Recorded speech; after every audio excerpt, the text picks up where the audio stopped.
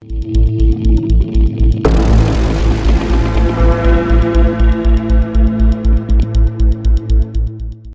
Friends, ఎలా ఉన్నారు? మీరు గనుక కొత్తగా చూస్తున్నారా అయితే ఛానల్ కి సబ్స్క్రైబ్ చేసుకోండి. ఇంకా చాలా మంచి వీడియోలు వస్తాయి. Pan India star hero Prabhas నటించిన సాలార్ పార్ట్ డిసెంబర్ 1, 1922 2023న తెలుగు, తమిళం, కన్నడ, మలయాళం మరియు హిందీ భాషల్లో ప్రపంచవ్యాప్తంగా థియేటర్లలోకి వచ్చింది.